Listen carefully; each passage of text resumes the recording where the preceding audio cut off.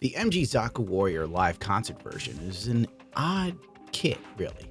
If you don't really watch Gundam Seed, then you don't know the lore about it, and it makes no sense to you. And in all honesty, there's only two people that really like this kit: women and hardcore Seed fans. I was using this kit to teach someone how to paint, so my interest level wasn't high to begin with, much like with the Seed anime itself. I'll get around to watching it one of these days. But despite my indifference towards the anime itself, I must say that it's still a very beautiful kit. The inner frame isn't anything special, to be honest with you. It feels very 90s Bandai, in the sense that it's lacking detail, oddly enough. There's only a few sections where there's visible detail, but the rest of it just seems kind of bland and uninspired. It is still a decent kit. It's no Pose Master overall, but it looks great when it's painted. I personally think that the Zaku Warrior was kind of one of those MGs that maybe Bandai was probably thinking of making a RE100, but then just put in a little extra effort and gave it a frame and threw it out there because it's kind of lacking. But if you're a Seed fan, you're more focused on the Gundams anyway, and it's nice to have an enemy suit as an MG,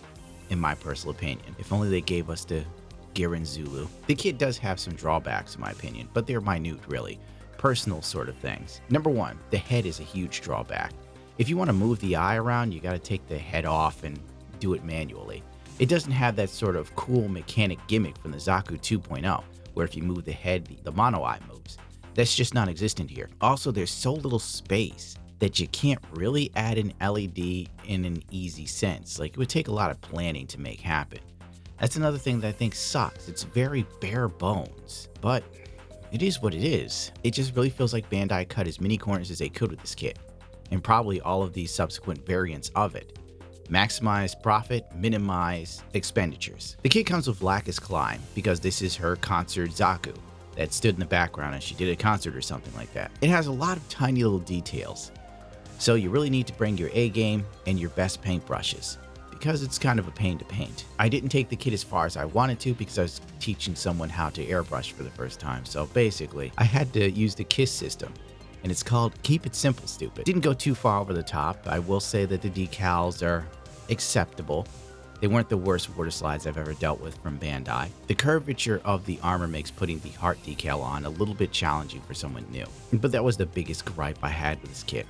Also, the Lacus Klein shield has a separate yellow area. This is completely and utterly a travesty. Using water slide decals is your best bet if you're not painting, because stickers look like absolute garbage.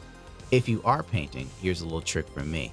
Use the sticker to outline where it's supposed to be painted. Trace it with a pencil, mask it up, and you're done in seconds. Overall, if you're a Seed fan, then this might just be a must-have.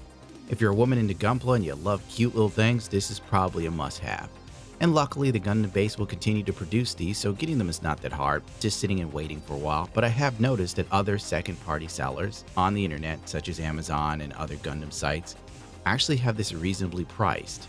So at least this is one of those kits you don't have to pay $400 for if you're that gun-ho on having it. For the rest of us, this is an odd Gundam model kit that you know about, but you aren't really that interested in. But you gotta give it to them.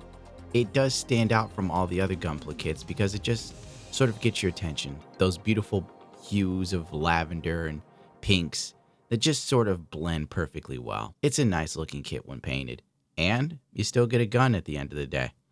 By the way, sorry for the limited footage. I was having recording issues while filming, and this is all that actually survived, so at least I got something, right? As the man who gave me my first airbrush said, do great things. And later on in the future, I'll probably be teaching people how to paint, so stay tuned for that.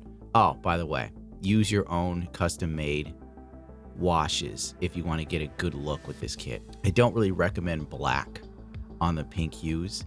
A good red is the best way to go to panel line this kit, where it will look actually plausible.